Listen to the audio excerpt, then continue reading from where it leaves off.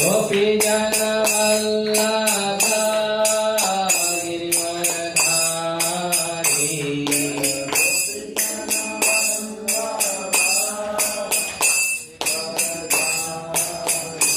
जय गोपी जन वल्लभ गिरिवरधारी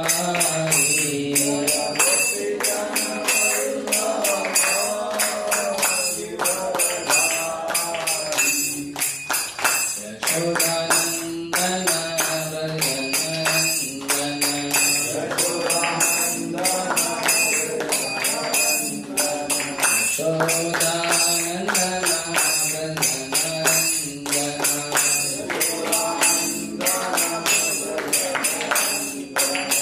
यमुना तीरा वनचारी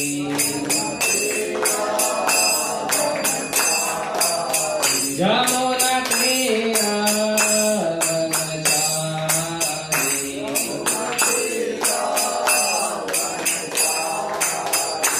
जय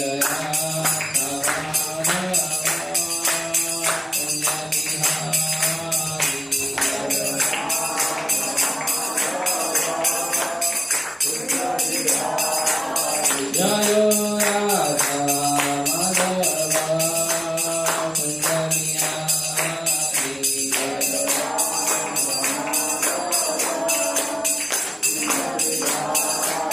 जयो प्रभुपाद प्रभुपाद जय प्रभुपाद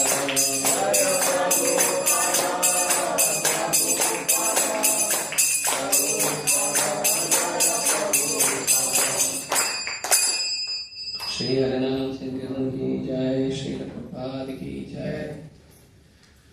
ओम नमो भगवते वासुदेवाय। ओम नमो भगवते वासुदेवाय। ओम नमो भगवते वासुदेवाय।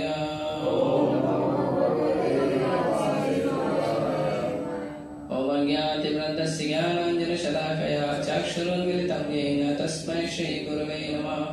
श्रीचैतन्यमनोभीष्टं स्थापितं येन भूतले स्वयं रूपः कदा मह्यं ददाति स्वपदान्तिकं।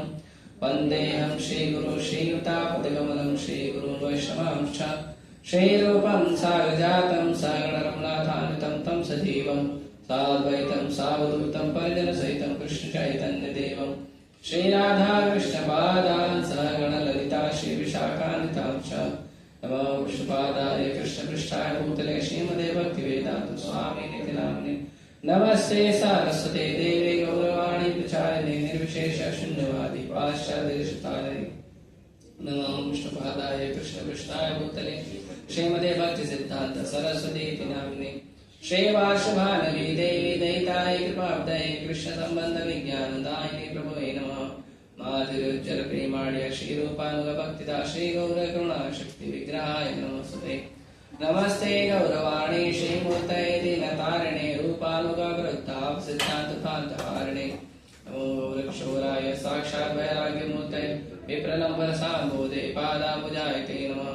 नमो भक्ति विनोदाय सच्चिदानंद नामिने गौरशक्ति स्वरूपाय रूपानुगवराय गौराविर्भाव भूमि निर्दिष्टा सज्जना प्रिय वैष्णव सार्वभौम श्री जगन्नाथाय ते नमः। वाञ्छाकल्पतरुभ्यश्च कृपा सिन्धुभ्य एव च पतितानां पावनेभ्यो वैष्णवेभ्यो नमो नमः। नमो महावदन्याय कृष्णाप्रेमप्रदायते कृष्णाय कृष्णचैतन्य नाम्ने गौतुषे नमः। पञ्चतत्त्वात्मकं कृष्णं भक्तरूपस्वरूपकं भक्तावतारं भक्ताख्यं नमामि भक्तिशक्तिकम्। हे कृष्ण करुणा सिंधु दीनबंधु जगत्पते गोपेश गोपिका कांत राधा कांत नमोस्तुते।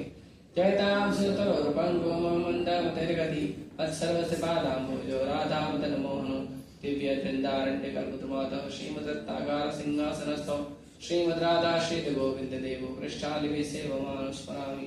श्रीमान् रासरसारम्भे एवं श्रीवर्तटे स्थितः कर्षन् वेणुसनैर्गोपी गोपीनाथाय श्रीस्पुनः। तप्तकाञ्चन गौराङ्गी राधे वृन्दावनेश्वरी वृषभानुसुते देवी प्रणमामि हरिप्रिये। जय श्री कृष्ण चैतन्य प्रभु नित्यानंद श्री अद्वैत गदाधर शिवासादि गौर भक्तवृंद। हरे कृष्णा कृष्णा कृष्णा हरे हरे, हरे राम राम राम।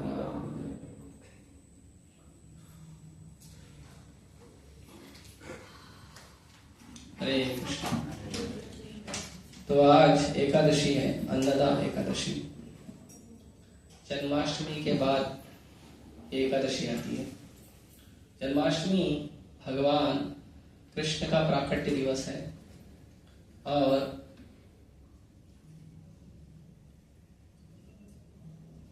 और जन्माष्टमी के दूसरे दिन नंदोत्सव होता है।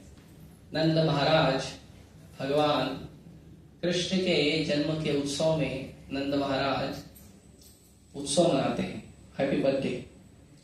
हैप्पी बर्थडे जो हम लोग मनाते हैं वैसे नहीं मनाते थे वो। आप कृष्णा बुक में पढ़िए, बहुत सुंदर रूप से नंद उत्सव मनाया गया था। और जो नंद उत्सव है, नंद उत्सव के दिन प्रकट हुए थे हमारे संस्था के आचार्य हिज डिवाइन ग्रेस AC भक्ति वेदांत स्वामी श्री प्रभुपाद। श्री प्रभुपाद जी प्रकट हुए थे कृष्ण जन्माष्टमी के दूसरे दिन। और श्री प्रभुपाद जी के प्रकट होने के ही 2 दिन बाद जन्माष्टमी अष्टमी को होती है। प्रभुपाद जी 9वीं को प्रकट हुए और 10वीं को छोड़ के जो 11 है एकादशी है उस दिन प्रकट हुए हैं हिज होलीनेस गोपाल कृष्ण गोस्वामी महाराज। तो हम गुरु महाराज गोपाल कृष्ण गोस्वामी महाराज मेरे गुरु महाराज हैं। तो मैं आज सोचा कि उनके ही जो लीला है उनका गुणगान करूंगा, प्रयास करूंगा। ऐसे तो मैं बहुत छोटा हूँ, गुरु महाराज जैसे विशाल सागर को गुणगान करना मेरी क्षमता नहीं है। प्रयास करेंगे गुरु महाराज के आशीर्वाद से जो कुछ अपनी शुद्धता के लिए महाराज के चरणों में अपने कुछ शब्द अर्पित करें।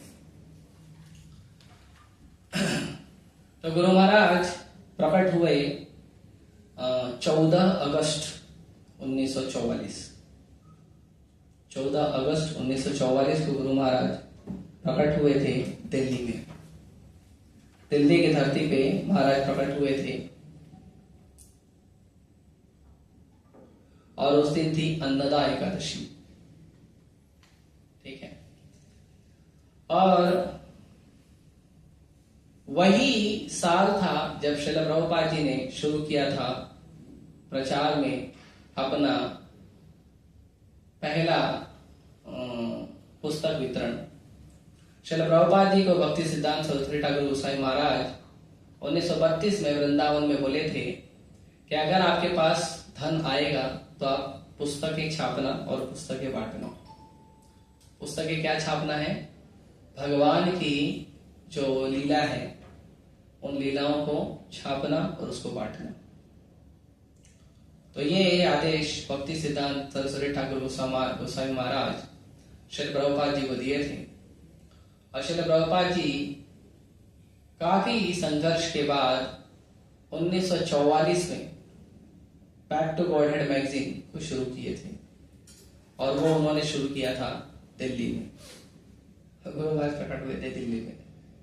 तो गुरु महाराज का प्रकट दिन और बैक टू गॉडहेड मैगजीन मतलब प्रभुपाद जी का जो पुस्तक वितरण प्रकट दिन है, प्रकट का साल है, तो एक ही साल है। तो गुरु महाराज इस तरह से बाद में गुरु महाराज दिल्ली यूनिवर्सिटी से अपना ग्रेजुएशन पूरा किए और ग्रेजुएशन पूरा करके गुरु महाराज फ्रांस चले गए थे और फ्रांस में उन्होंने MBA किया। MBA पहला MBA, क्योंकि उन्होंने फ्रांस की गवर्नमेंट से उनको स्कॉलरशिप मिला था। पढ़ने में बहुत तेज थे महाराज। और फिर उन्होंने दूसरा MBA किया मॉन्ट्रियल में। तो गुरु महाराज ने डबल MBA किया था। कभी कभी कुछ लोगों को भ्रम हो जाता है कि जिनको पढ़ाई लिखाई नहीं आती है, काम धंधा मिलता नहीं है, वो लोग बाबा बन जाते हैं, है ना। गुरु महाराज 1967 में इस्कॉन पहली बार आए थे। उसके पहले गुरु महाराज डबल MBA कर चुके थे। और गुरु महाराज उस समय पेप्सी कोला कंपनी में जॉब करते थे, काम भी करते थे और सेल्स मैनेजर थे। ठीक है, मॉन्ट्रियल में। तो गुरु महाराज को गुरु महाराज बार बार प्रयास करते थे, उनको इच्छा थी आध्यात्मिक जागृति की। उनका इच्छा था कि वो साधुओं का संग करें, भक्ति करें, इन सब चीजों का उनका विचार था। तो गुरु महाराज बहुत सारी जगह जाते थे, गुरुद्वारा जाते थे, मंदिर जाते थे। तो ऐसे ही उनके एक मित्र ने उनको लेकर आया था इस्कॉन में। बहुत छोटा था तब इस्कॉन सेंटर, मॉन्ट्रियल में बहुत छोटा इस्कॉन सेंटर था। तो 1967 में लेके आए थे। कुछ दिनों के बाद लगभग 1968 में श्रील प्रभुपाद जी वहां पे आने वाले थे। तो गुरु महाराज तब एकदम नए नए थे और गुरु महाराज को पता चला कि श्रील प्रभुपाद जी आ रहे हैं, संस्था के आचार्य आ रहे हैं। तो गुरु महाराज ने अपने से सामने से सेवा मांगा कि मेरे लिए कोई सेवा है क्या, मैं कुछ सेवा कर सकता हूं। तो पहली सेवा गुरु महाराज को दी गई प्रभुपाद जी का रूम साफ करने का। रूम में झाड़ू लगाना, पोछा लगाना, खिड़की साफ करना। प्रभुपाद जी आ रहे हैं उसके लिए। और गुरु महाराज बड़े शरणागत भाव से, बहुत आनंद से वो सेवा कर रहे थे। तो एक दिन सेवा किए, दूसरे दिन प्रभुपाद जी आए। प्रभुपाद जी आए तब भी गुरु महाराज सेवा किए। दूसरे दिन प्रभुपाद जी देखे बहुत प्रसन्न हो गए गुरु महाराज का सेवा भाव। और उसके बाद फिर प्रभुपाद जी से लगातार मिलते थे। तो ऐसे तो विदेशों में भी बहुत सारे भारतीय लोग जाते हैं काम धंधा करने, पढ़ाई लिखाई करने। और फिर विदेशों में जो भी मंदिर होता है उस मंदिरों में जाते हैं भारत के लोग। तो श्रील प्रभुपाद जी जब वहां पे थे मॉन्ट्रियल में, तो मॉन्ट्रियल में बहुत सारे भारतीय लोग भी आते थे और गुरु महाराज भी जाते थे। लेकिन जो बाकी भारतीय लोग थे, बाकी लोग आते थे, कुछ समय बैठते थे और चले जाते थे। लेकिन गुरु महाराज जाते थे और पूरा समय बैठते थे, पूरा समय, पूरा लेक्चर सुनते थे। और गुरु महाराज कहते हैं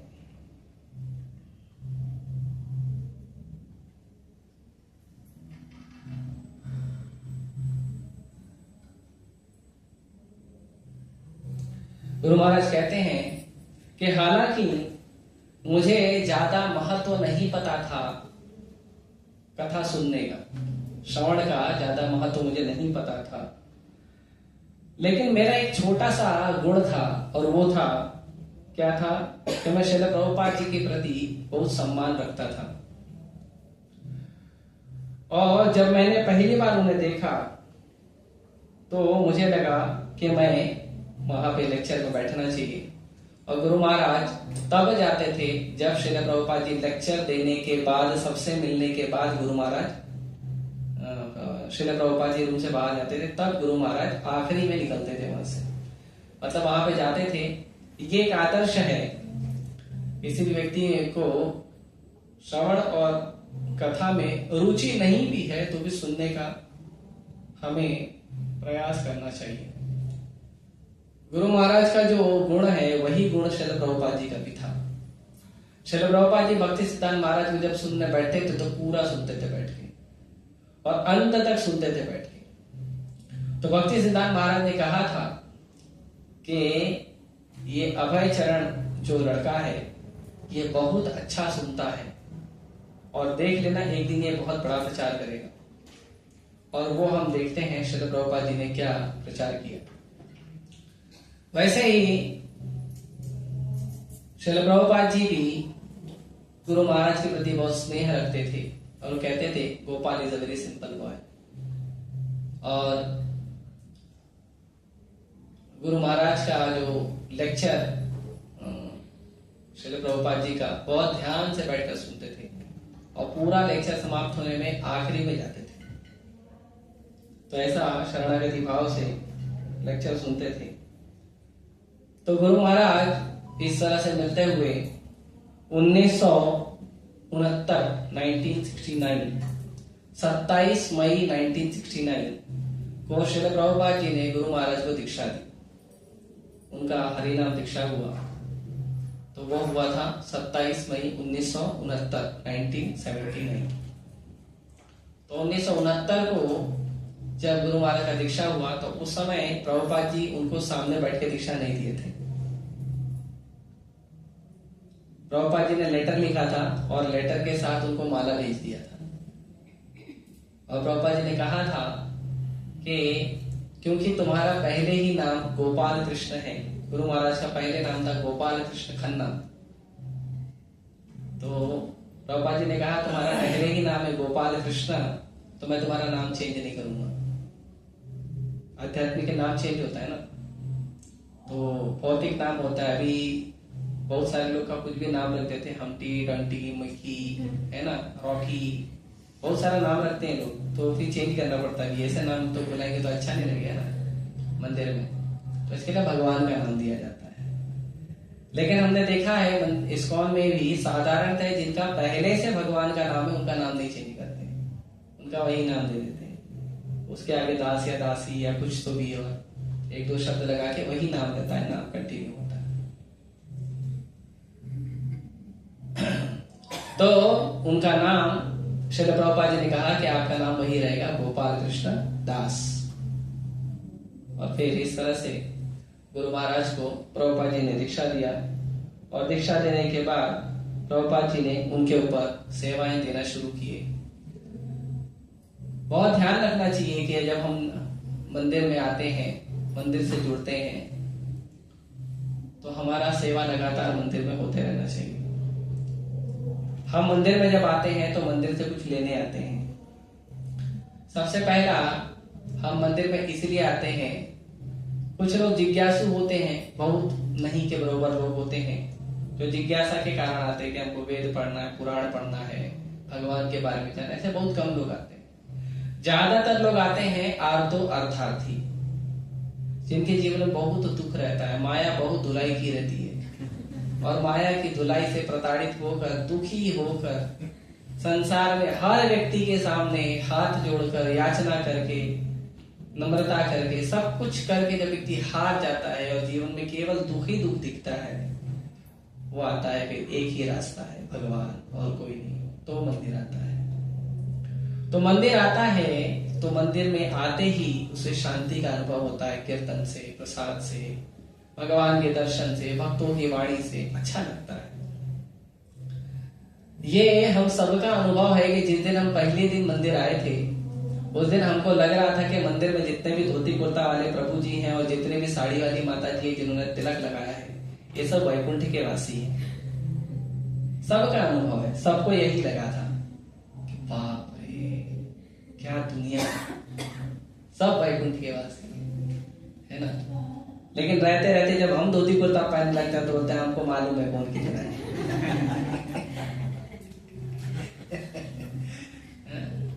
भक्तों के प्रति सम्मान जो है वो हम अपने अनुभव से बदल देते हैं। लेकिन एक बात हमें ध्यान रखना चाहिए कि जब हम मंदिर आ रहे हैं तो हम भगवान से, गुरु से, वैष्णव से, साधु से कुछ न कुछ लेते हैं।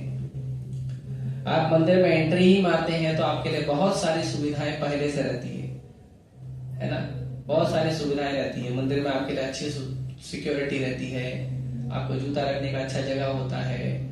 आप मंदिर में एंट्री मारते हो, घंटी बजा के फिर देखते हो बड़ा सुंदर साज सज्जा रहता है, लाइट लगा रहता है, भगवान का श्रृंगार बहुत सुंदर रहता है, कीर्तन होते रहता है, कथा होते रहती है। और जब आप आते हो तो कुछ लोग आपको माला कराएंगे, कुछ आपको प्रसाद खिलाएंगे, कुछ आपको पुस्तक देंगे, कई सारी सुविधाएं हम मंदिर में आके देते हैं। देना भी सीखना चाहिए। कई बार लोग बोलते हैं इस्कॉन मंदिर में बहुत पैसा है, हाँ, लेकिन आप ये भी तो देखिए वो पैसा कहाँ यूज हो रहा है, ये भी देखना चाहिए। केवल ये नहीं देखना चाहिए बहुत पैसा है, हमारे पास बहुत पैसा नहीं, हमको बहुत जरूरत है पैसे का, इतना पैसा खर्चा होता है, इतना पैसा खर्चा होता है आप लोगों की सेवा में कि हमको बहुत सारे पैसे की जरूरत है। उसके बाद वीकली प्रोग्राम होते हैं, बहुत सारी सुविधाएं होती है, पुस्तक छापी जाती है, पुस्तक बांटी जाती है, तो देने का भाव होना चाहिए। गोपाल गोसाई महाराज जो जॉब करते थे पेप्सी कोला कंपनी में। कोला अच्छा नाम है, पता है आपको? ऐसे लोग बोलते हैं कोको कोला, पेप्सी कोला बोलते हैं ना। आपको पता है कोला नाम क्या है? कोला भगवान नरसिम्हदेव का नाम है। नवद्वीप मायापुर में एक द्वीप है, 9 द्वीप में एक द्वीप है कोला द्वीप। वो कोला द्वीप में भगवान नरसिम्हदेव विराजमान होते हैं, है ना। तो किसी ने बोला कोका कोला, तो उसका उद्धार हो जाएगा। क्योंकि सुनने में ऐसा लगता है अरे क्या विदेशी कंपनी में, है ना। तो गुरु महाराज जो है जब जॉब करते थे, जब प्रभुपाद से जुड़े, तो जॉब करने के बाद जो पगार मिलती थी वो पूरा पगार लाके गुरु महाराज इंडिया नहीं भेजते थे, प्रभुपाद जी के हाथ में रख देते थे पूरा पगार। और फिर प्रभुपाद जी उस पगार में से थोड़ा पैसा निकालते थे और उनको देते थे, Gopal this is your pocket money, ये आपका जेब खर्चा ले लो। और गुरु महाराज क्या करते थे, वो जेब खर्चा जो है वो जेब खर्चा को भारत भेज देते थे और भारत में लिखकर भेजते थे ये मेरा पगार है। तो गुरु महाराज को उस समय उनके गुरु भाई लोग, प्रभुपाद जी के जो अन्य शिष्य हैं, उन्होंने बोला कि आपको पैसे की जरूरत नहीं है क्या? पूरा पगार लाके प्रभुपाद जी को दे दिया, बचा हुआ घर पे भेज दिया, तुमको पैसे की जरूरत नहीं है। तो गुरु महाराज बोलते थे पैसा लेके करूंगा क्या? मंदिर में रहता हूँ, मंदिर में खाता हूँ, क्या जरूरत है पैसे की? तो प्रभुपाद जी कहते थे he is a Goswami. Prabhupada ji ने तब कहा था जब गुरु महाराज जॉब करते थे, तब प्रभुपाद जी ने कहा था ही इज अ गोस्वामी। तो इस तरह से शुरू के समय से ही पूरा समर्पित जीवन साधु के प्रति, भगवान के प्रति, भक्ति में निष्ठा, एक बहुत सुदृढ़ जीवन गुरु महाराज जीते थे। उसके बाद दिसंबर 1974 में गुरु महाराज को प्रभुपाद जी ने सेवा दिया और वो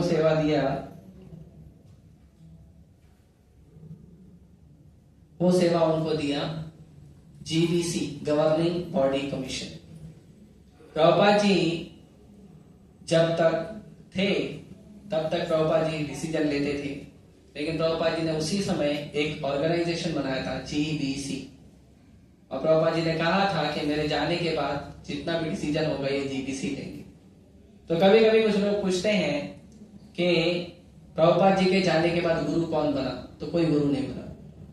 प्रभुपाद जी के जाने के बाद जो डिसीजन प्रभुपाद जी लेते थे वो डिसीजन जीबीसी लेती है, गवर्निंग बॉडी कमीशन, जिसमें प्रभुपाद जी के कई सारे वरिष्ठ शिष्य होते हैं और वो शिष्य आपस में मिलकर प्रभुपाद जी के शिक्षाओं के आधार पे डिसीजन लेते हैं।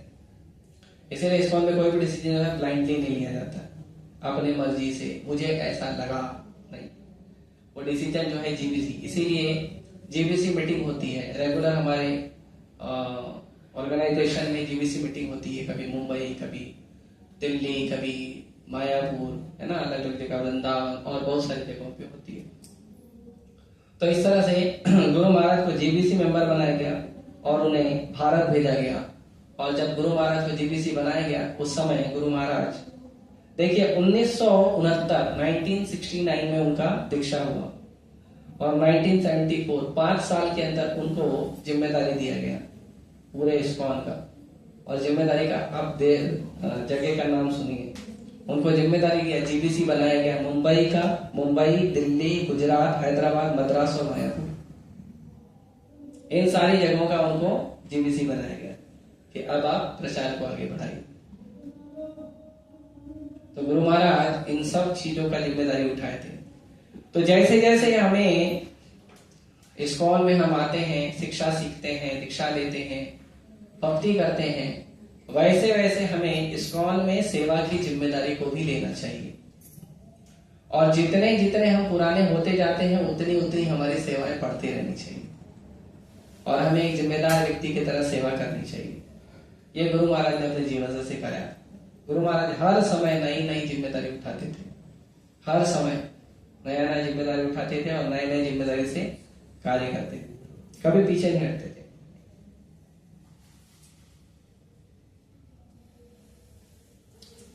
कुछ समय के लिए गुरु महाराज प्रभुपाद जी के पर्सनल सेक्रेटरी भी बने थे। पर्सनल सेक्रेटरी, प्रभुपाद जी को सेवा करना।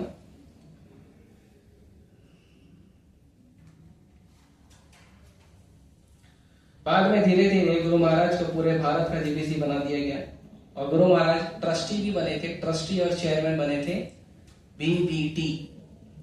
प्रभुपाद जी ने 2 संस्था बनाई है, एक इस्कॉन और एक बीबीटी। बीबीटी मतलब भक्ति वेदांत बुक ट्रस्ट।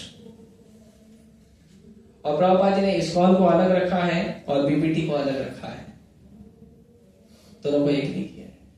बीबीटी इंडिपेंडेंट संस्था है जो प्रभुपाद जी के पुस्तकों को छापती है, और इस्कॉन इंडिपेंडेंट संस्था है जो कृष्ण भक्ति का प्रचार करती है।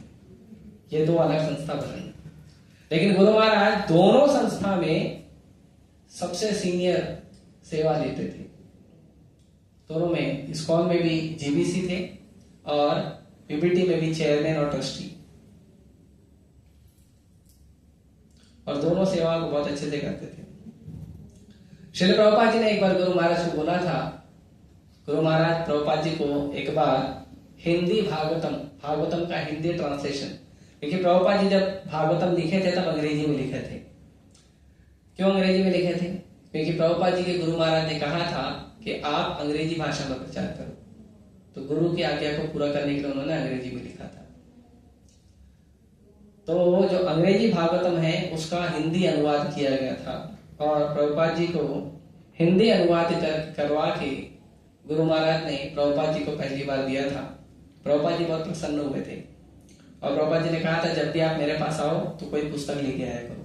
पुस्तक लेके मतलब नया पुस्तक को या तो ट्रांसलेशन करके या तो प्रिंट करके नया पुस्तक लेके आना, मतलब हर समय एक नया जिम्मेदारी है ना। और गुरु महाराज जब जाते थे तब गुरु महाराज प्रभुपाद जी के पास एक नया एडिशन लेकर जाते थे हर समय। आप सोचिए कितना पास सेवा करते होंगे है ना। तो बहुत सूझबूझ से, बहुत धैर्यता से, सूझबूझ से, नम्रता से गुरु महाराज सेवा करते थे।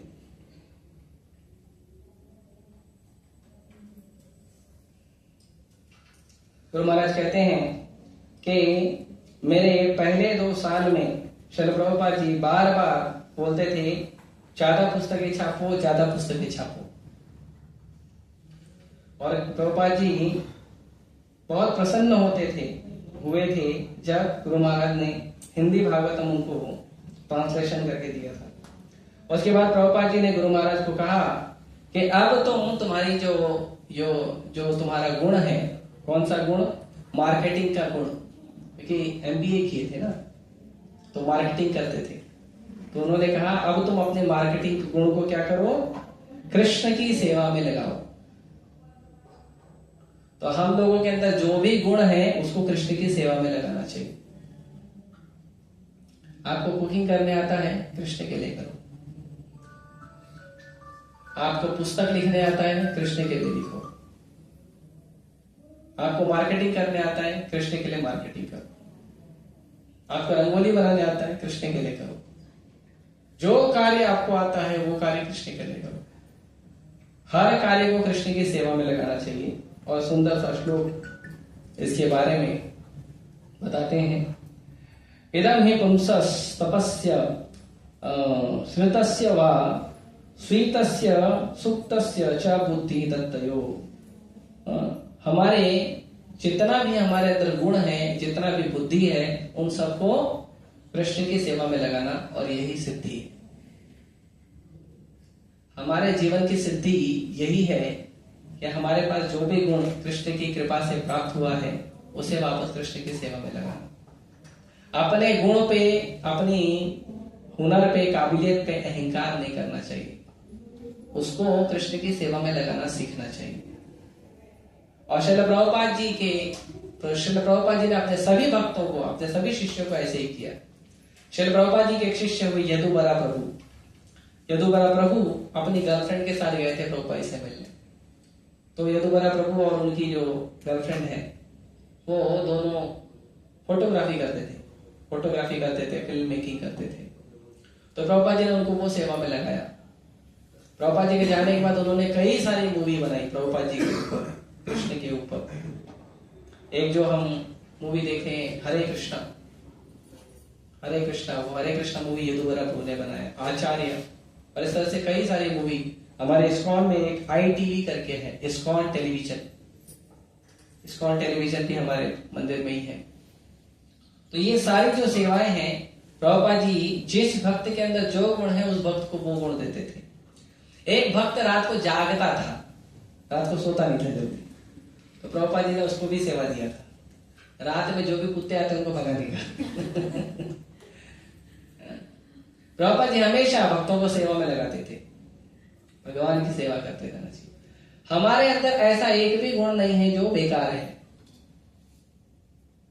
सभी गुण कृष्ण की सेवा में लग सकते हैं।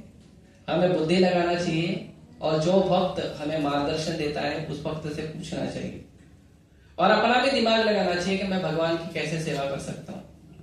एक तो बहुत बड़ा गुण है भारत के लोगों के अंदर, और वो है दिन भर बड़ करने का। उसको भगवान की सेवा में बहुत अच्छे से लगा सकते हो। कृष्ण के बारे में सुनो, कृष्ण के बारे में बोलो, बस कृष्ण के बारे में सुनो और कृष्ण के बारे में बोलो। ये जो बात करने का गुण है ये बहुत अच्छे से सेवा में लगेगा, और आपका चेतना बहुत जल्दी विकसित होगा भगवान की सेवा में। इसीलिए कोई गुण है आपके अंदर, उसको भगवान की सेवा में लगाइए।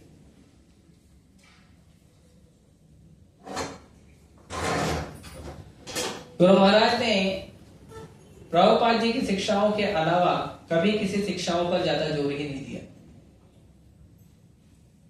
आज हम देखते हैं, ऐसे तो कुछ न कुछ हमारा पहले का भी संस्कार है कि पहले के कुछ न कुछ संस्कार के कारण हम लोग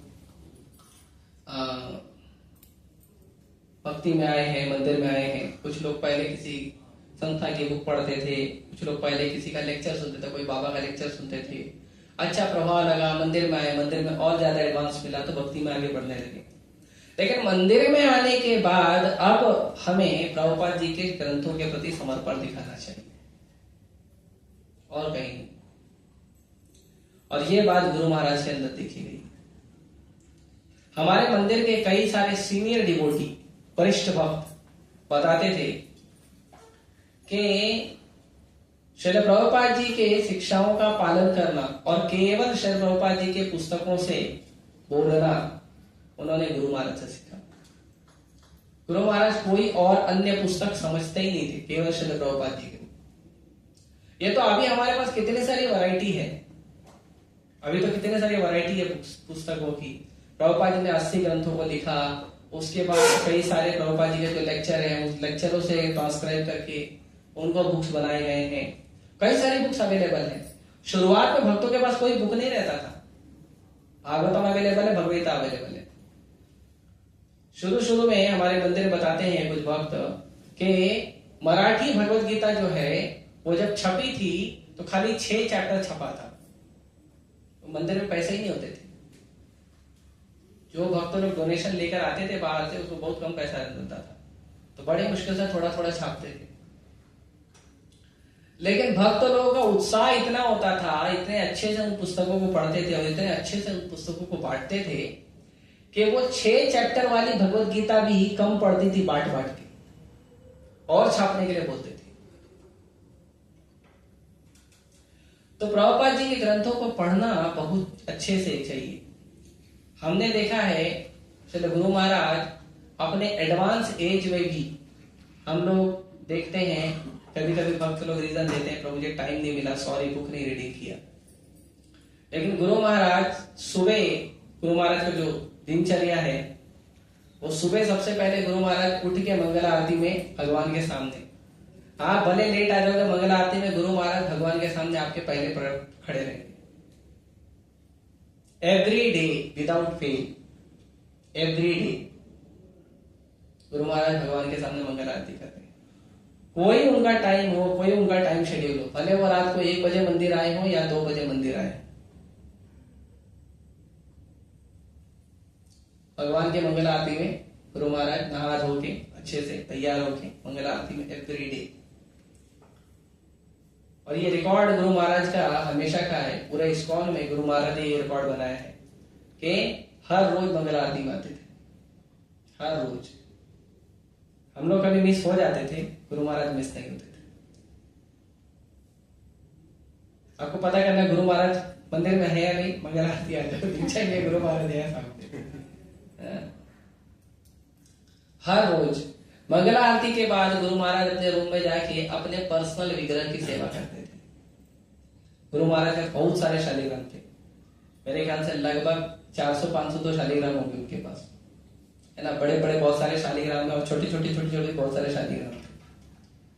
बहुत सारे शालिग्राम, गौर निताई के विग्रह, नरसिंह देव के शालिग्राम, नरसिंह देव का विग्रह, पूरे इतने सारे भगवान जो है वो उनके पर्सनल डीटी थे, और जहां जाते थे भगवान को लेकर जाते थे और भगवान की सेवा करते थे। तो पहले मंगल आरती करते थे, मंगल आरती करने के बाद अपने रूम में आके फिर विग्रह सेवा करते थे। और जब विग्रह सेवा होता था तो गुरु महाराज अपने किसी शिष्य को बुला लेते थे और वो शिष्य को बोलते थे पीछे बैठो और प्रभुपाद जी का बुक खोलो। और जब तक वो विग्रह सेवा हो रही है, जो भी 1 घंटा, 1.5 घंटा, 2 घंटा, तब तक उस भक्त को प्रभुपाद जी का बुक पढ़ते रहना और गुरु महाराज सुनते रहते थे। तो गुरु महाराज की कृपा से मैं भी गया था, कई बार मैं भी बुक रेडी किया। तो हमेशा प्रभुपाद जी के पुस्तकों के प्रति बहुत गहरी आसक्ति। और फिर विग्रह सेवा हो गया, बुक रीडिंग हो गया साथ में। उसके बाद क्या करते थे, उसके बाद तैयार होकर श्रृंगार आरती, फिर गुरु पूजा, फिर भागवतम क्लास खुद देते थे। ऑब्वियसली बहुत मैक्सिमम टाइम पे गुरु महाराज देते थे। और गुरु महाराज इतने ज्यादा नम्र भी थे कि वो भागवतम क्लास नहीं भी दे रहे, कोई दूसरा भक्त भी दे रहे तो गुरु महाराज आके बैठते थे। अपने शिष्यों के भागवतम क्लास में आके गुरु महाराज बैठते थे और उनकी क्लास सुनते थे। इसे कहते हैं आपने आचार्य थी प्रभु जीवे रसिका है। चैतन्य महाप्रभु के लिए चैतन्य चरितामृत में इसका वर्णन हुआ है कि अपने आचरण से संसार के लोगों को सिखाना। गुरु महाराज इसमें बहुत दक्ष थे। इतना हाई प्रिंसिपल उन्होंने सेट किया है, पुस्तकें पढ़ने का, पुस्तकें बांटने का, मैनेजमेंट करने का, मंदिर बनाने का, भक्तों को दीक्षा देने का, भक्तों के साथ मेलजोल रखने का। इतना हाई प्रिंसिपल सेट किया है कि केवल गुरु महाराज के प्रिंसिपल को हम लोग फॉलो करना प्रयास करेंगे ना तो भी हम शुद्ध भक्त बन जाएंगे। और हर सेवा में दक्ष। इसीलिए भक्तों के 26 गुण है, उसमें एक गुण है दक्षता। भक्त दक्ष होता है, हर सेवा में दक्ष थे। और उसके बाद भागवतम क्लास हो गया, उसके बाद थोड़ा प्रसाद लेंगे, फिर निकल जाएंगे प्रचार करने। और प्रचार करेंगे, बड़े बड़े लोगों से मिलेंगे, पुस्तक वितरण करेंगे, सब दिन भर करते रहेंगे। फिर शाम को आएंगे, फिर थोड़ा प्रसाद लेंगे, फिर शाम का जो सेवा है वो देखेंगे। गीता क्लास देना है तो गीता क्लास देंगे, नहीं तो दूसरा सेवा है, नहीं तो लोगों से मिलना है, मैनेजमेंट करना है, मीटिंग करना है, वो सब करेंगे। वो करते करते रात को 10-11 बज जाएगा। 10-11-12 बजे फिर सो जाएंगे, फिर 2 घंटा 3 घंटा सोएंगे, फिर हो जाएंगे। ये गुरु महाराज का पूरा दिन भर था, 24 आवर जो हमने देखा अपने आंखों से। मुश्किल से 2 घंटा 1.5 घंटा सोते थे।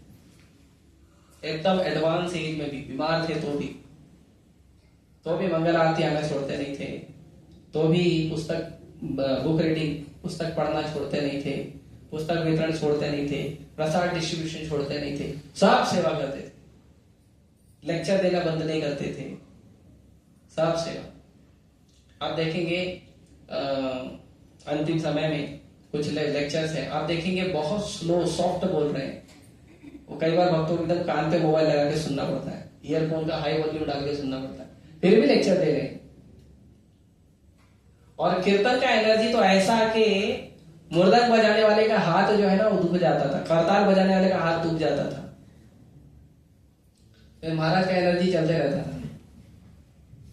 कीर्तन कर रहे हैं, फिर लगेगा कीर्तन अभी कीर्तन रुक जाएगा, फिर दूसरा कीर्तन चालू, फिर वो हो गया, फिर तीसरा कीर्तन चालू। और नाचने वाले भक्त लोग थक जाते थे, नाचने वाले थक जाए और बजाने वाले थक जाए, करताल वाले थक जाए, महाराज थकते नहीं थे। महाराज चलते रहते, कीर्तन करते रहते।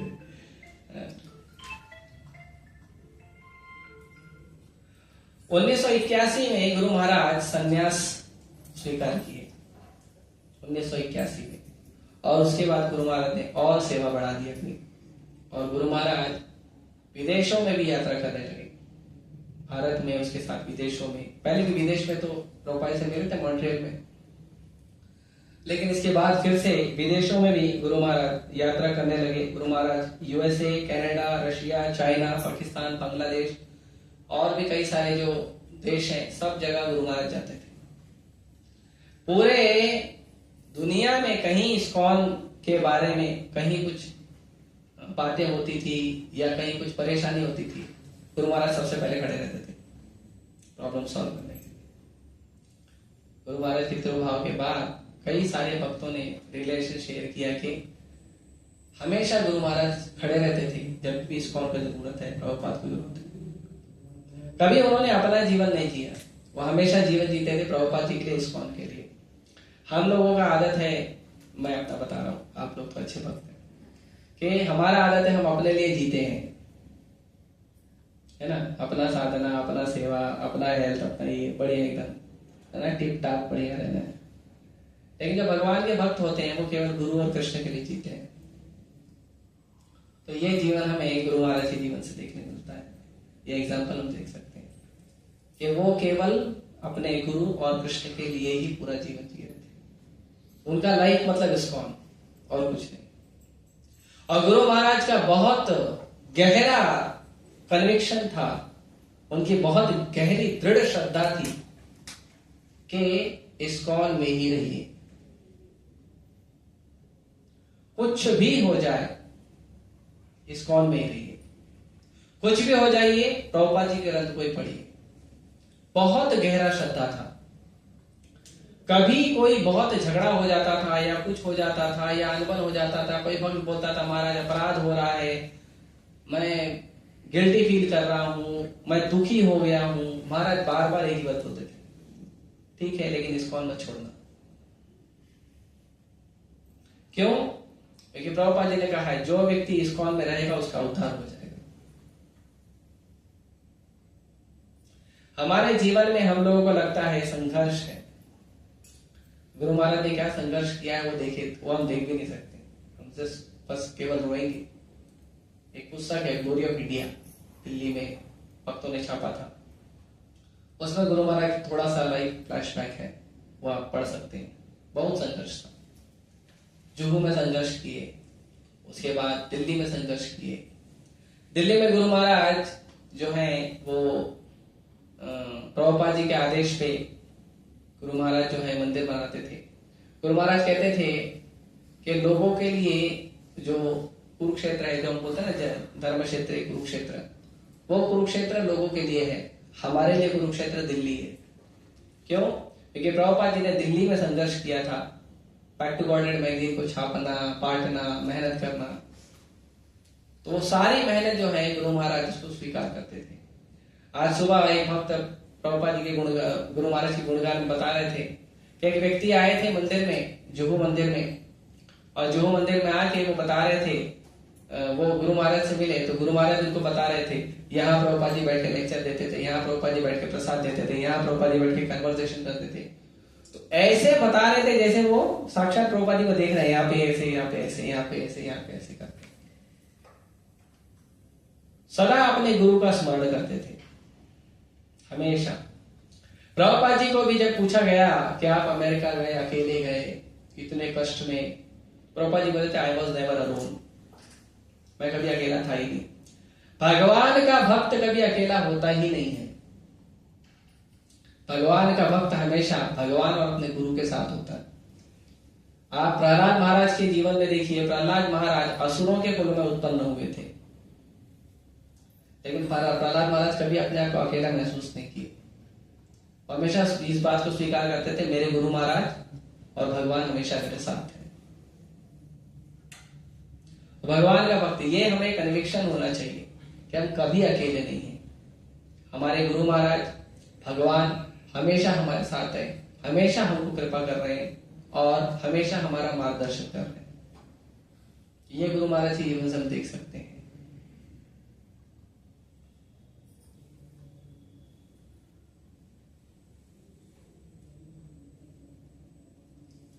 सारे विरोधी परिस्थितियों में भी उन्होंने बहुत प्रचार किया था। दिल्ली में जब गुरु महाराज प्रचार शुरू किए थे तो उनको रहने के लिए भी ठीक से जगह नहीं थी। एक तो सन्यासी है, उसके बावजूद एकदम जैसे साधारण बच्चे रहते हैं ना, अभी जैसे मुंबई में लोग रहते हैं 8-10 लोग एक साथ रहते हैं ना, बॉयज पीजी जैसा।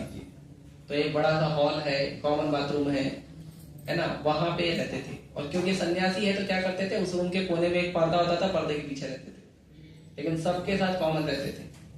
कभी अपने लिए कुछ स्पेशल करना उनको पसंद नहीं था, कभी पसंद नहीं था। वो हमेशा गुरु महाराज जो है वो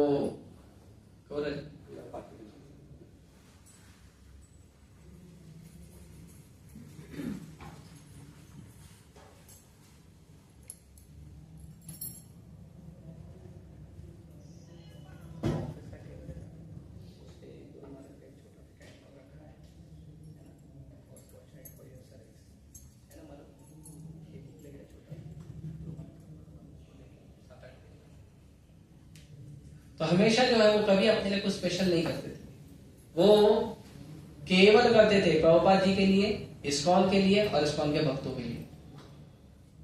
हमने देखा है, हम जब यात्राओं में जाते थे या कोई फेस्टिवल होता है तो गुरु महाराज जब भी आते थे लेक्चर देने के लिए, भक्तों से मिलने के लिए, तो सबसे पहले गुरु महाराज कहा जाते थे बताएं, प्रसाद कुकिंग में। और सबसे पहले जाके वहां पे चेक करते थे भक्तों के लिए प्रसाद का सुविधा अच्छा है कि नहीं। हम लोग तो हमारा अन्नमय कोश है, हम तो प्रसाद से अट्रैक्ट होते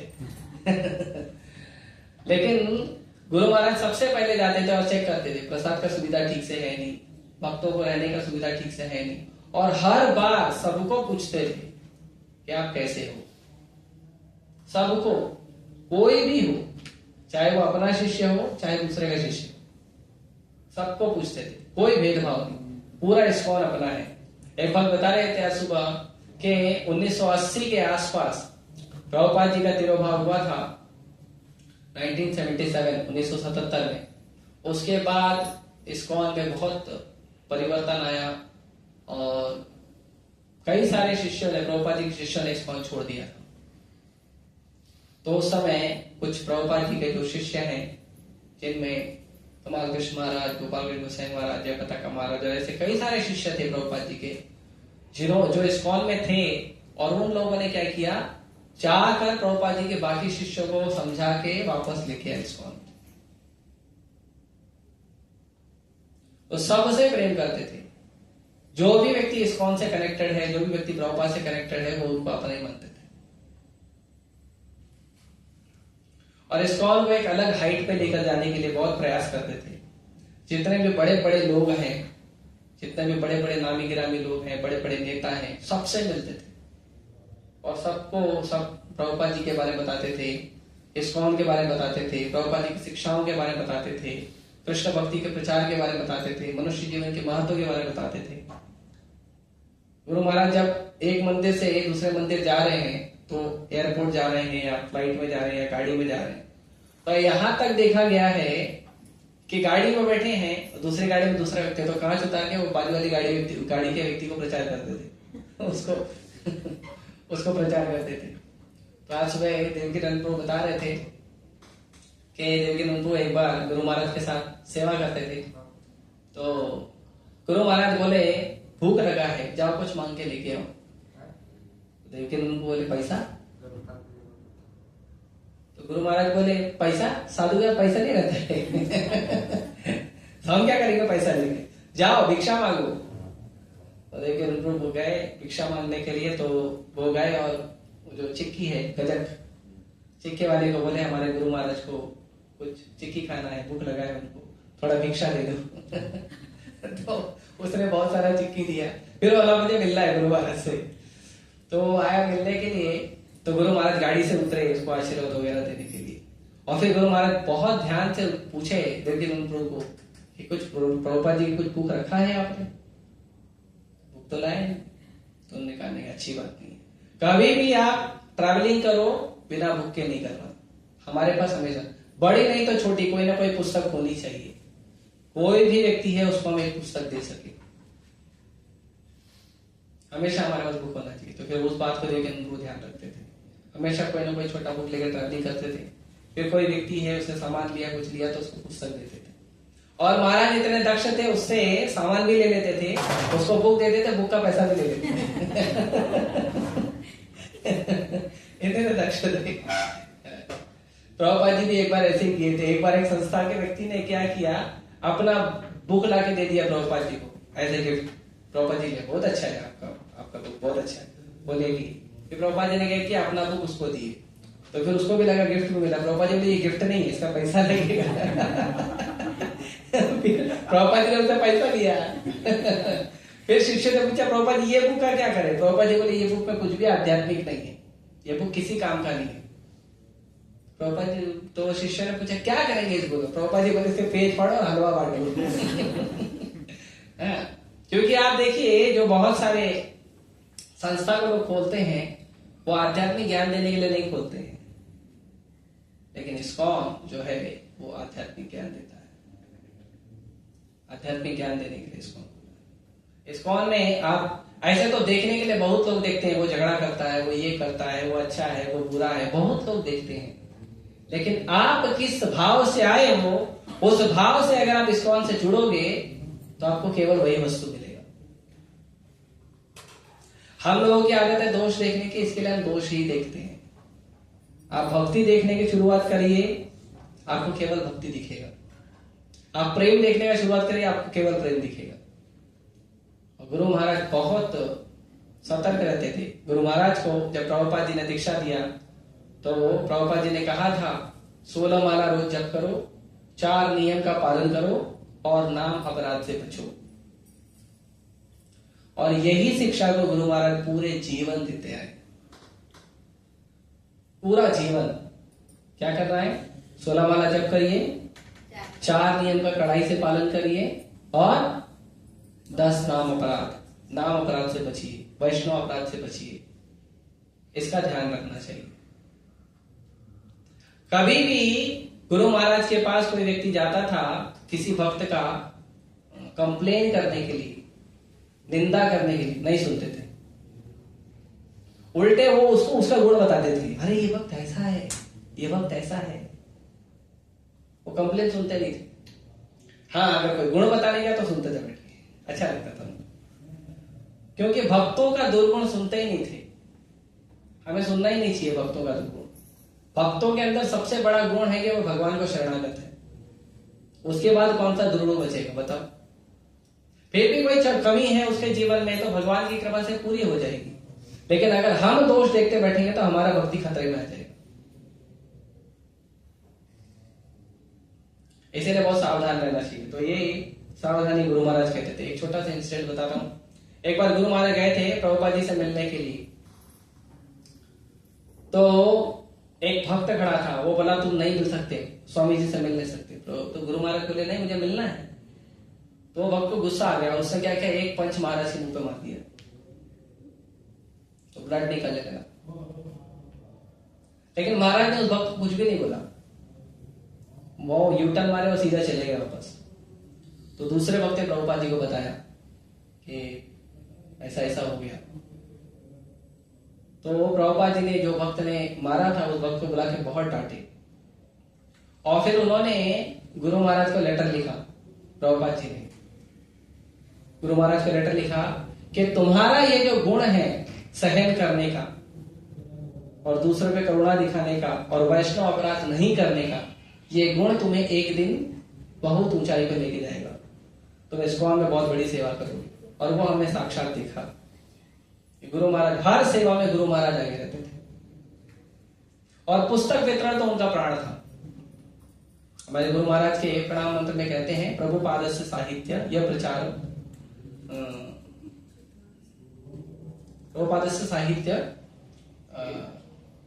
प्रज्ञा प्रकाशन तीज। प्रभुपाद जी के जो साहित्य है उनका प्रचार करते हैं और प्रकाशित करते हैं और प्रचार करते हैं। तो ये सेवा जो है सबसे बड़ी सेवा इस्कॉन के अंदर, तो सबसे बड़ी सेवा है पुस्तक को छापना और पुस्तकों को बांटना। जो प्रभुपाद जी का प्राण है, भक्ति सिद्धांत महाराज का प्राण है, वही गुरु महाराज का प्राण है। हमेशा रेगुलरली हमेशा इसी बात पर जोर देते थे। और गुरु महाराज एक उनका एक कोट है, उसमें गुरु महाराज बताते हैं, एक सुविचार है, वो बताते हैं कि भक्ति में प्रगति का मतलब है कि आपने कितने भक्त बनाए हैं और कितनी पुस्तकें बांटी है। यही हमारा भक्ति का पैरामीटर है। हम कितना साल से 16 माला कर रहे हैं, कितना साल से चार नियम पालन कर रहे हैं, कितना विग्रह सेवा कर रहे हैं, वो सब नहीं, आपने कितना भक्त बनाया है और आपने कितना पुस्तक बांटा है, यही पैरामीटर है। तो इसीलिए हम लोगों को बहुत ध्यान देना चाहिए लोगों को प्रचार करने में और पुस्तक वितरण में। कुछ भी कर रहे हो, ये दो काम कभी छोड़ो मत, प्रचार करना और पुस्तक वितरण करना। आप किसी भी परिस्थिति में कर सकते हो, अपना बुद्धि लगाओ कि कैसे करना है। और इसीलिए पूरे दुनिया में जब भी मैराथन आता था, दिसंबर का महीना मैराथन का होता है, गीता जयंती जो मोक्षदा एकादशी होता है उस दिन, तो दिसंबर महीने में जो मैराथन होता है, वो मैराथन के पहले गुरु महाराज पर्सनली कईयों मंदिरों में जाते थे भक्तों को इंस्पायर करने के लिए, प्रोत्साहित करने के लिए कि पुस्तक वितरण करना है। और अनेकों उदाहरण देके, अनेकों अनुभव बता के उनको बोलते थे पुस्तक वितरण करिए, और सबको रिक्वेस्ट करते थे और हमेशा बोलते थे डबल इट। जैसे जो मंदिर है लगभग 3 लाख 4 लाख पुस्तकें बांट लेता है एक महीने में, दिसंबर के महीने मैराथन में, तो गुरु महाराज आते थे, बोलते थे डबल करो, इतना नहीं चलेगा, अगले साल डबल करो। तो इस तरह से हर समय भक्तों को प्रोत्साहित करते थे, और महाराज के आने से भक्त लोग प्रोत्साहित होते भी थे और पुस्तक वितरण में बहुत उत्साह दिखाते थे। स्पेशली जुहू में तो महाराज हर समय आते थे, उनका तबीयत बहुत ज्यादा खराब था तब भी आते थे। तो पुस्तक वितरण करना, उसके बाद मंदिर बनाना। तो दिल्ली में अकेले संघर्ष किए थे गुरु महाराज, अकेले संघर्ष किए, अकेले प्रचार किए, और अकेले संघर्ष और अकेले प्रचार करके अब दिल्ली में 19 मंदिर, 19 इस्कॉन सेंटर। और ऐसे नहीं छोटे मोटे इस्कॉन सेंटर बनाते, बड़े बड़े बनाते थे। दिल्ली में एक इस्कॉन मंदिर बना है संत नगर, ईस्ट ऑफ कैलाश उसका नाम है। वो ईस्ट ऑफ कैलाश मंदिर, वो मंदिर का उद्घाटन अटल बिहारी वाजपेयी ने किया था जिस समय वो प्रधानमंत्री थे। फिर एक पुणे में मंदिर है एनबीसीसी कात्रज में, पुणे में कात्रज में मंदिर है, उसका उद्घाटन उस समय के राष्ट्रपति प्रणब मुखर्जी जी ने किया था। तो ऐसे छोटा छोटा काम नहीं करते थे, हमेशा बड़ा काम। पुस्तक वितरण बड़े लेवल पे, मंदिर बनाना बड़े बड़े। अभी जो हमारा खारघर में मंदिर बना है, इसका शिलान्यास गुरु महाराज ने किया था, वो मंदिर का उद्घाटन नरेंद्र मोदी ने किया। तो इस तरह से हर समय बड़े लेवल पे कार्य करना, प्रभुपाद जी के लिए सेवा करना, हर समय यही करते थे। तो इस तरह से कई सारी वस्तुएं हम सीख सकते हैं गुरु महाराज के जीवन से कि हम कैसे पूरी तरह शरणागत हो। गुरु महाराज को एक बार एक व्यक्ति ने प्रश्न पूछा कि एक व्यक्ति ने गुरु महाराज को प्रश्न पूछा कि प्रभुपाद जी के अलावा भी और भी आचार्य हैं हमारी परंपरा के, तो हम उन आचार्यों का भी तो बुक पढ़ सकते हैं। गुरु महाराज ने कहा कि जब तक प्रभुपाद जी की सारी पुस्तकों को आप 7 बार नहीं पढ़ लोगे तब तक दूसरी बुक का हाथ नहीं लगेगा, पूरा जीवन ही खत्म हो जाए। प्रभुपाद जी तो यहाँ तक बोले कि मेरी पुस्तकें इतना लिखाओगे, पढ़ पूरा पुस्तकें पढ़ने को तुम्हारे को जीवन कम पड़ जाएगा।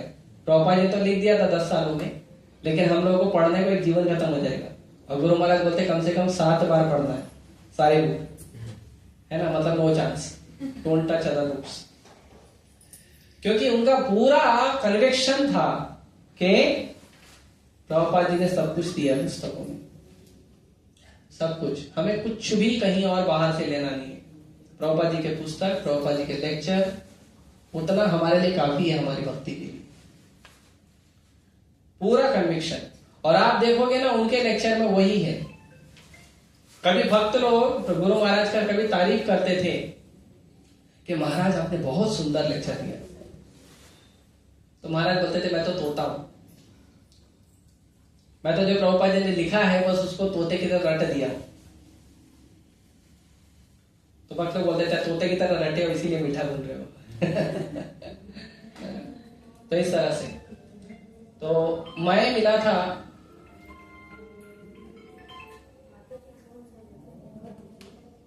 साइलेंट कर दीजिए उसको माता।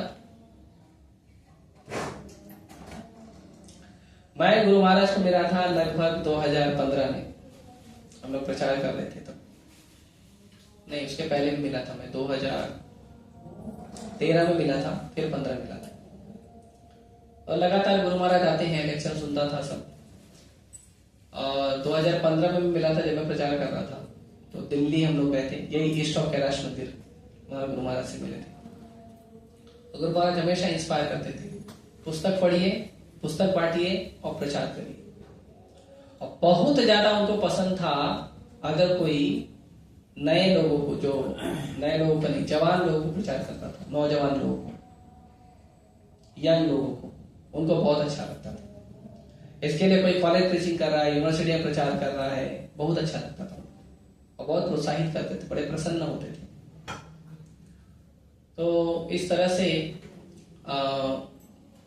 गुरु महाराज का आशीर्वाद प्राप्त करके, उनसे लेक्चर सुन के और बाकी करते हुए 2017 में मेरा दीक्षा हुआ था गुरु महाराज से। 4 मई 2017 सीता नवमी का दिन था। और उसके बाद फिर प्रचार कर ही रहे थे और कई मौके पे प्रचार करते थे, बुक डिस्ट्रीब्यूशन करते थे। तो महाराज प्रसन्न होते थे और बहुत आशीर्वाद देते थे, बहुत प्रसन्न होते थे। 2021 में गुरु महाराज की कृपा से ब्राह्मण दीक्षा हुआ और फिर उसके बाद भी प्रचार कर रहे थे। तो एक बार मैं गुरु महाराज को रिक्वेस्ट किया था कि महाराज कुछ स्टूडेंट है, मिलना चाहते हैं, आपके पास लेके आओ। तो महाराज बोले मेरे पास टाइम कम है।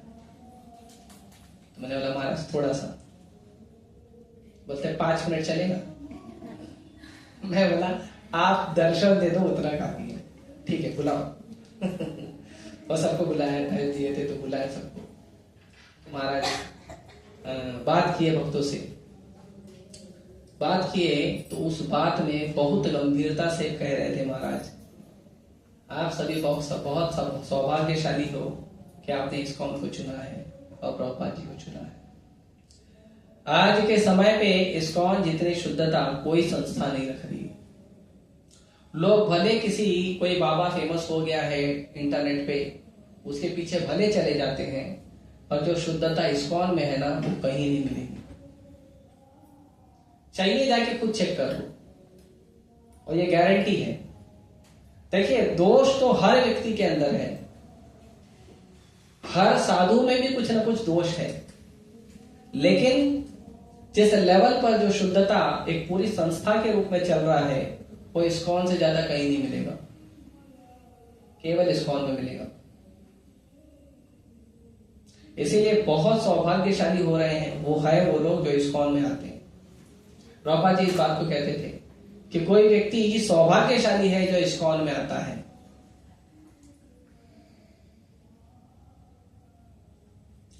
और दुर्भाग्यशाली है अगर इस्कॉन छोड़ देता तो। नहीं, सौभाग्यशाली अगर इस्कॉन में आता है तो, दुर्भाग्यशाली अगर इस्कॉन नहीं आ रहा है तो, और महादुर्भाग्यशाली इस्कॉन आके चला गया है तो। ये प्रभुपाद जी ने कहा है। प्रभुपाद जी के तो गुरु महाराज कहते थे आप सब बहुत सौभाग्यशाली हो जो आप लोग इस्कॉन ज्वाइन किए हो। प्रभुपाद जी के ग्रंथों को अच्छे से पढ़िए, नाम जप अच्छे से करिए, और नाम जप में बहुत निष्ठा। कोई व्यक्ति कोई प्रॉब्लम लेके चले जाए, उसको बोलते थे हरे कृष्ण जप करो ठीक हो जाएगा। अभी हम तो शुरू से यही सुन रहे हैं। हमको तो जो भक्त ने प्रचार किया, जो नए भक्त ने, वो नया भक्त भी यही बोला था तुम्हारा सब प्रॉब्लम ठीक हो जाएगा, हरे कृष्ण जप करो, है ना। फिर भी हम प्रॉब्लम लेके जाते हैं। फिर भी गुरु महाराज हमेशा यही जवाब देते हैं, हरे कृष्ण जप करो ठीक हो जाएगा। लेकिन हर भक्त से पर्सनल कनेक्शन, हर भक्त के बारे में उसका नाम, इतने सारे लोगों को मैनेज करते थे लेकिन उस भक्त का नाम उनको याद रहता था, और कौन से भक्त को कौन सा सेवा दिया वो भी याद रहता था। कौन सा भक्त किस भक्त के साथ सेवा करे वो भी याद रहता। तो इस तरह से बहुत दक्षता के साथ सभी को लेकर चलने का जो गुण है वो गुरु महाराज का। और नम्र रहते थे, कभी अपने ऊपर गुणगान नहीं लेते थे, कभी नहीं लेते थे। हमेशा प्रभुपाद जी ने किया है, प्रभुपाद जी की शिक्षा है, आचार्यों ने किया है, भगवान का आशीर्वाद है। एक असली साधु का यही पहचान कि वो कभी अपने ऊपर नहीं लेता। साधु को पसंद नहीं है कि कोई उसका गुणगान करे। हालांकि भगवान चाहते हैं कि साधु का गुणगान हो, लेकिन साधु नहीं चाहता है कि उसका गुणगान। साधु चाहता है भगवान का गुणगान। इसीलिए भगवान और भक्त में कंपटीशन चलता रहता है। क्या कंपटीशन चलता है? भगवान भक्त का गुणगान करते हैं, भक्त भगवान का गुणगान करते हैं, तो कंपटीशन चलते रहता है। लेकिन भक्त कभी नहीं चाहता कि मेरा गुणगान हो, है ना, मैं बैठा हूं, वेरी नाइस, आप थोड़ा और बोलो, अच्छा लग रहा है। ऐसा भक्त नहीं बोलते। तो गुरु महाराज में ये सब चीज नहीं देखी गई थी। दिल्ली में जो ईस्ट ऑफ कैलाश मंदिर है, उस ईस्ट ऑफ कैलाश मंदिर में प्रधानमंत्री नरेंद्र मोदी भी गए थे। उन्होंने दुनिया की सबसे बड़ी भगवद गीता का उद्घाटन किया था। सबसे बड़ी भगवद गीता, आप जाएंगे दिल्ली में आपको मिलेगा। उसका नाम है राधा पारसारथी मंदिर।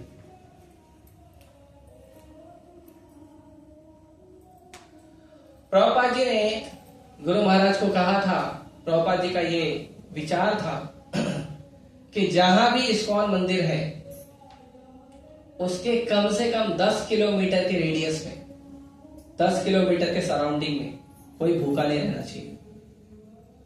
कम से कम हमारे जो बड़े मंदिर है उसमें तो ऐसा होना ही चाहिए। फूड फॉर लाइफ की सुविधा होनी चाहिए। गुरु महाराज उसका ध्यान रखते थे।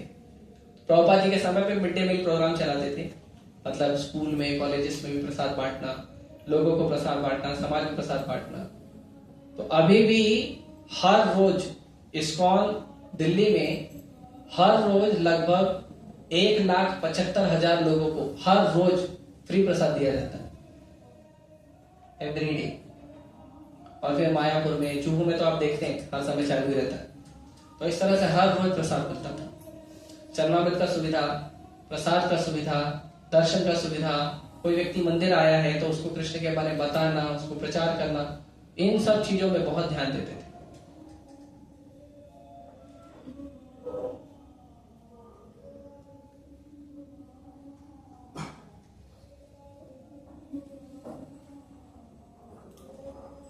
तो इस तरह से और कई सारे गुण हैं, हम चर्चा करेंगे तो बहुत और कुछ पास टाइम है वो बता नहीं सकते। तो बहुत सारे महाराज के गुण हैं। आप चाहिए तो कोई भी गुणगान गोपाल कृष्ण गोसाई महाराज का जो ग्लोरिफिकेशन है, ऐसा आप YouTube वगैरह में देख के कर सकते हैं। अंतिम समय में भी गुरु महाराज का तबियत बहुत ज्यादा खराब था। हम लोग मिले थे अहमदाबाद में, तो महाराज का तबियत बहुत खराब था। फिर भी महाराज वहां पे दीक्षा दिए भक्तों को, वहां पे लेक्चर दिए। उसके बाद वहां से महाराज का लुधियाना में उनका तबियत और ज्यादा खराब हुआ और फिर लुधियाना में उन्होंने शरीर छोड़ दिया। तो उन्होंने शरीर छोड़ा था 5 मई 2024 सुबह 9:15 में उन्होंने शरीर छोड़ा था। लेकिन ये आश्चर्य देखा गया कि पूरे दुनिया में इस्कॉन के फॉलोअर, जो इस्कॉन को जानते हैं, वो लोग तो छोड़ो, जो इस्कॉन के भक्त नहीं है, इस्कॉन के फॉलोअर नहीं है, वो लोग भी गुरु महाराज को जानते थे। बड़ी बड़ी पर्सनालिटी और लगभग बहुत सारे नेता लोग, बहुत सारे बड़े बड़े नेता, बड़े बड़े एक्टर महाराज को जानते थे। तो उन सब ने अपने हृदय के भाव प्रकट किए कि गुरु महाराज जो है वो बहुत अच्छे भक्त थे और बहुत बड़े लीडर थे, और प्रभुपाद जी की संस्था को उन्होंने बहुत अच्छे से लेके गए। और अंतिम समय में उन्होंने अपना विल लिखा, उसमें उन्होंने बताया कि मेरे पास कोई संपत्ति नहीं है, मैंने जितना भी प्रचार किया, जो भी कुछ किया है, इतने बड़े लेवल पर थे, लेकिन संपत्ति के नाम पे उन्होंने अपना कुछ नहीं बनाया। उन्होंने कहा मेरे पास एक संपत्ति है, प्रभुपाद जी ने जो मुझे गिफ्ट की है रोलेक्स वॉच, वो मेरे पास एक है, वो आप मेरे किसी भक्त को दे दीजिएगा, मेरे किसी शिष्य को। मेरा लैपटॉप और मोबाइल उनको दे देना जो मुझे प्रचार में सहयोग किया। मेरे पास इससे ज्यादा कुछ नहीं है।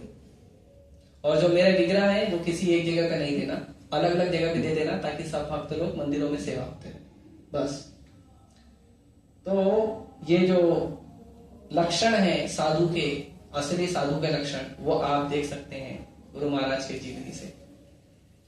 तो जो साधु के लक्षण बताते हैं, तितिक्षवा, कारुणिका, सूरदम, सर्वदेहिनाम, अजात शत्रु शांता, साधव साधु भूषणम, ये सारे गुण आपको गुरु महाराज में मिल जाएंगे। जो तितिक्षवा कारुणिका है वो तो इतने हाई लेवल पर है कि कोई कर ही नहीं सकता, लोगों को सहना और उनको करुणा करना। और सूरदम सर्वदेहिनाम, सभी जीवों पे करुणा करना, सबके ऊपर करुणा करना। दूसरा पशु भी है, उस पर भी करुणा करना, हरिनाम करना, दूसरे छोटे छोटे जीव जंतुओं पे करुणा करना, सबको प्रचार करना। और कभी किसी को ऐसा पराया नहीं समझते थे, सबको कृष्ण से जोड़ना है, सब कृष्ण के अंश है। और अजात शत्रवा, और शत्रु तो कोई है ही नहीं, कोई नहीं। ऐसी हाई इलाइटेड पर्सनालिटी, ऐसा उन्होंने साधु का गुण दिखाया है कि सब लोग उनको साधु समझते हैं और सब लोग उनको शरणागत होते हैं। उनके शिष्य, उनके गुरु भाइयों के शिष्य, यहां तक के इस्कॉन के जो बाहर के जो दूसरे संस्था के लोग हैं या जो थोड़ा भी जानते हैं उनको, वो सब शरणागत होते थे। तो ये जो असली साधु के लक्षण है, साधु के आभूषण है, ये सारे आभूषण गुरु महाराज के जो जीवन में हमें दिखते हैं। तो हमें उनसे प्रार्थना करनी चाहिए कि हमें भी आशीर्वाद दें, हमारा साधना अच्छा हो, सेवा अच्छा हो, हरिनाम में श्रद्धा हमारी बढ़े। जैसी श्रद्धा उनकी थी हरिनाम में, वैसे हमारी भी श्रद्धा बढ़े। हमेशा कहते थे सारी समस्याओं का हल क्या है? ध्यान पूर्वक जप करना, बस। अगर हम ध्यान पूर्वक जप करते हैं तो हमारी सारी समस्याएं दूर हो जाती हैं। और उसमें सबसे ज्यादा स्पेशल बोलते थे, कम से कम जब आप जप करो तो मोबाइल यूज मत करो, कम से कम मोबाइल यूज मत करो जप करने से। पेपर मत पढ़ो, है ना, दूसरा कोई काम मत करो, म्यूजिक मत सुनो, जप करते समय लेक्चर मत सुनो, जप करते समय केवल जप करना चाहिए, ब्रह्म मुहूर्त में जप करना चाहिए। और ज्ञान में केवल प्रभुपाद जी की पुस्तकें और कुछ नहीं। भोजन में केवल कृष्ण को अर्पित किया हुआ भोजन, प्रसाद, कृष्ण प्रसाद, और कुछ नहीं। तो इस तरह से कई सारे उदाहरण उन्होंने दिए हैं। ये कुछ उनके इंस्ट्रक्शन है, मैं 2 पॉइंट पढ़ देता हूं। फाइनल इंस्ट्रक्शन है वो हम थोड़ा मैं बता देता हूं, 10 इंस्ट्रक्शन है, उसके बाद हम यहीं करेंगे। ये उन्होंने जाते जाते अपने विल में लिखा था। पहला इंस्ट्रक्शन है, श्रील प्रभुपाद जी को हमेशा से स्वीकार करिए कि श्रील प्रभुपाद जी इस्कॉन के फाउंडर आचार्य हैं और इस्कॉन के पूर्व प्रतिष्ठित शिक्षा गुरु हैं। मतलब इस्कॉन में कोई भी व्यक्ति आता है तो उस व्यक्ति के ऑटोमेटिक प्रभुपाद जी शिक्षा गुरु है, और इस बात को स्वीकार करना चाहिए। ऐसे नहीं प्रभु जी मेरा शिक्षा गुरु ये है, नहीं, प्रभुपाद जी पहले ही आपके शिक्षा गुरु है, उसके बाद और कोई होगा, सबसे पहले प्रभुपाद जी। दूसरा, इस्कॉन का जो गवर्निंग बॉडी कमीशन है उसको अल्टीमेट मैनेजमेंट अथॉरिटी स्वीकार करो। जो जीबीसी ने जो भी डिसाइड किया उसको स्वीकार करना और पूरी तरह से निष्ठा से फॉलो करना। गुरु महाराज ने पूरे जीवन में भी यही किया और हमको भी यही निर्देश दिया है। अपने जीवन को ऐसा आदर्श बनाओ कि आप इस्कॉन के प्रतिनिधि और प्रभुपाद जी के प्रतिनिधि बन सको। अपने आप को इस्कॉन का और प्रभुपाद जी का रिप्रेजेंटेटिव बनाओ, प्रतिनिधि बनाओ, कि कोई भी व्यक्ति आपसे मिले तो वो इस्कॉन और प्रभुपाद से जुड़ सके। कोई भी व्यक्ति आपसे मिले तो वो इस्कॉन और प्रभुपाद से जुड़ना चाहिए। ऐसा नहीं हाय हेलो हो गया, ये हो गया, ठीक है, टाटा बाय बाय, गया, नहीं, हमको जोड़ना चाहिए, प्रयास करना चाहिए कम से कम। सभी भक्तों को मिलकर रहना चाहिए एक दूसरे के साथ, और इस्कॉन की सेवाओं को, इस्कॉन के आंदोलन को आगे बढ़ाना चाहिए मिलजुल कर। ठीक है, ऐसे तो पॉसिबल थोड़ा नहीं है या मुश्किल है, लेकिन प्रयास करेंगे, महाराज तो आशीर्वाद देंगे। जब आप में से कोई ठीक तरह से प्रगति कर ले भक्ति में, तो आप गुरु या सन्यासी बन सकते हैं और जीबीसी के अंदर में रह के आपको सेवा करनी है। जीबीसी के सेवा को भी आप आगे बढ़ा सकते हैं। नेवर लीव इस्कॉन, कभी भी इस्कॉन को मत छोड़िए। छठा, फर्स्ट एंड फॉरमोस्ट, सबसे पहले आप ये सोचो कि आप इस्कॉन के मेंबर हो। कभी भी इस्कॉन के विरोध में लड़ाई मत करना। कभी कभी होता है ना, लोग इस्कॉन छोड़ के जाते हैं, फिर कुछ अच्छा नहीं लगा तो कोई भक्त खराब है तो उसकी वजह से इस्कॉन के ऊपर केस डाल देते हैं, तो वो नहीं करना। जितना भी आपका समस्या है उसको वैष्णव तरीके से सुलझाइए। वैष्णव तरीके, आप देखिए किसी भी देश का भले कोई कानून है, वो देश के कानून बनाने वाले वैष्णव तो नहीं है ना, तो फिर वो देश के कानून बनाने के लिए क्या करेंगे? ये प्रूफ आया, ये दलीलें आई, उसके हिसाब से दे देंगे डिसीजन। वो तो उनका पूरा मटेरियल माइंड है। लेकिन जो भगवान के भक्त होते हैं वो वैष्णव तरीके से देखते हैं। दोष में भी गुण देखकर, बुरे में भी अच्छा देखकर व्यक्ति को सुधार करके आगे बढ़ाना, ये काम होना चाहिए भक्तों का। ये नहीं कि ठीक है ये नियम है, ये कानून है, ऐसा है वैसा है, तो ठीक है हम इसके हिसाब से ही करेंगे। कोई भी देश का भले कानून है, हम बहुत सारे देश के कानून का सम्मान करते हैं, लेकिन हमारे आपस में कोई अनबन हो गई, कोई मतभेद हो गया है, तो उसको वैष्णव तरीके से सुलझाना चाहिए, ना कि एक दूसरे पे केस ठोक देना चाहिए। और स्पेशली इस्कॉन पे नहीं करना, कभी नहीं करना।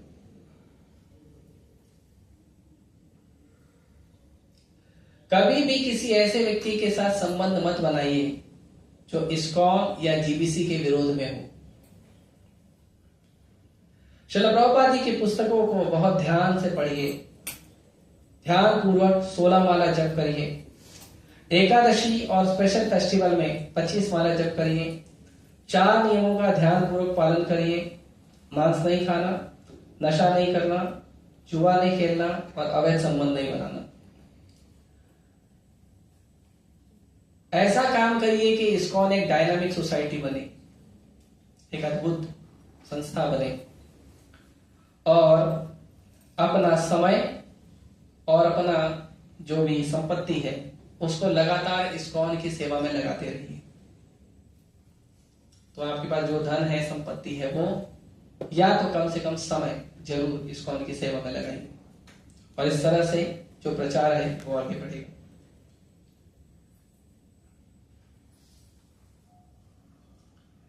तो प्रभुपाद जी इस तरह से गुरु महाराज इस तरह से प्रभुपाद जी को धन्यवाद कहते हैं कि आपका सेवा करना मेरे लिए सौभाग्यपूर्ण रहा। इस्कॉन का सेवा करना, प्रभुपाद जी का सेवा करना, तो मैं बहुत सौभाग्यशाली हूं जो मैं आपका सेवा कर पाया। तो हम लोग बहुत सौभाग्यशाली हैं कि हम प्रभुपाद जी का और इस्कॉन के मूवमेंट में हैं और सेवा कर रहे हैं अच्छे से। ये हमारा सौभाग्य है और हमें मानकर सेवा करते थे। गुरु महाराज हम सब मांग के सेवा करते थे, नए नए जिम्मेदारी उठाते थे और इस्कॉन के लिए बड़ा बड़ा सेवा करते थे। और गुरु महाराज को जितने लोग जानते हैं वो सारे लोग भी क्या करते हैं, गुरु महाराज के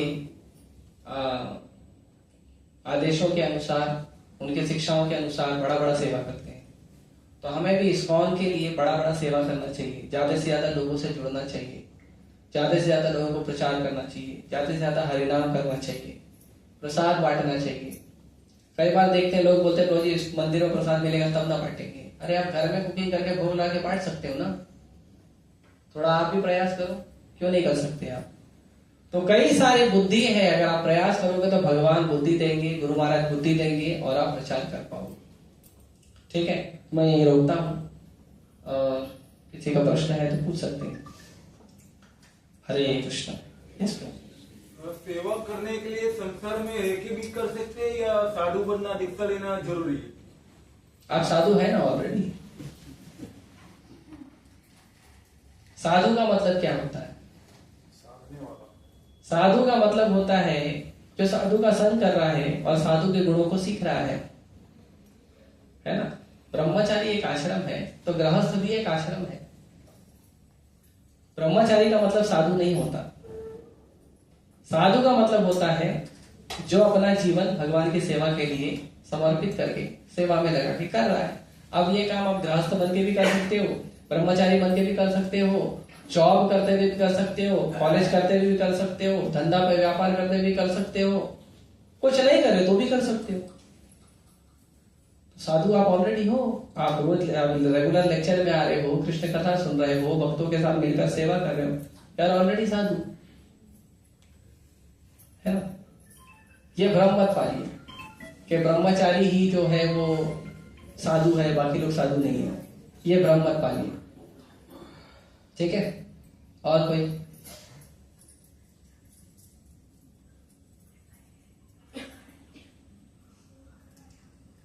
ठीक है, हम यही रुकते हैं। परम पूज्य गोपाल कृष्ण गोस्वामी महाराज की जय, श्री गोपाल की जय। हरे कृष्ण।